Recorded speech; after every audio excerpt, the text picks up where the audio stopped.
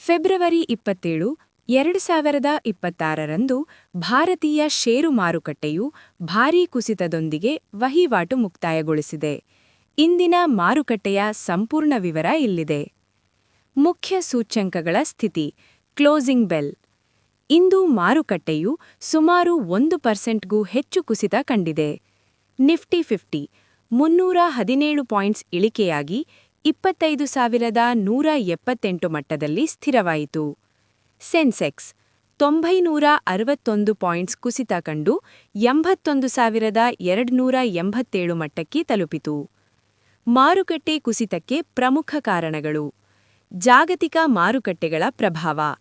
ಅಮೆರಿಕದ ತಂತ್ರಜ್ಞಾನ ಕಂಪನಿಗಳ ಷೇರುಗಳ ಕುಸಿತ ಮತ್ತು ಇರಾನ್ ವಿಷಯದಲ್ಲಿ ವಾಷಿಂಗ್ಟನ್ನ ಮುಂದಿನ ಕ್ರಮಗಳ ಬಗ್ಗೆ ಇರುವ ಅನಿಶ್ಚಿತತೆ ಮಾರುಕಟ್ಟೆಯ ಮೇಲೆ ಒತ್ತಡ ಹೇರಿದೆ.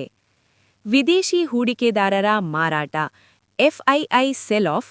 ವಿದೇಶಿ ಹೂಡಿಕೆದಾರರು ದೊಡ್ಡ ಮಟ್ಟದಲ್ಲಿ ಷೇರುಗಳನ್ನು ಮಾರಾಟ ಮಾಡುತ್ತಿರುವುದು ಮಾರುಕಟ್ಟೆಯ ಇಳಿಕೆಗೆ ಕಾರಣವಾಯಿತು.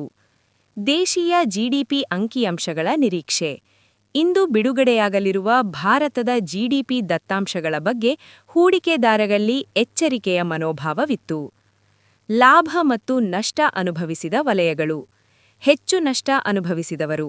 ಬ್ಯಾಂಕಿಂಗ್, ಮುಖ್ಯವಾಗಿ ಎಚ್ಡಿಎಫ್ಸಿ ಮತ್ತು ಐಸಿಐಸಿಐ ಬ್ಯಾಂಕ್, ಎನರ್ಜಿ, ರಿಯಾಲ್ಟಿ ಮತ್ತು ಆಟೋಮೊಬೈಲ್ ವಲಯಗಳು ಭಾರೀ ನಷ್ಟ ಅನುಭವಿಸಿವೆ. ಸ್ವಲ್ಪ ಚೇತರಿಕೆ ಕಂಡವರು. ಮಾರುಕಟ್ಟೆಯ ಕುಸಿತದ ನಡುವೆಯೂ ಐಟಿ ವಲಯ, ಇನ್ಫೋಸಿಸ್, ಟೆಕ್ ಮಹೀಂದ್ರ ಮತ್ತು ಕೆಲವು ಫಾರ್ಮಾ ಕಂಪನಿಗಳು ಮಾತ್ರ ಅಲ್ಪ ಪ್ರಮಾಣದ ಏರಿಕೆ ಕಂಡಿವೆ.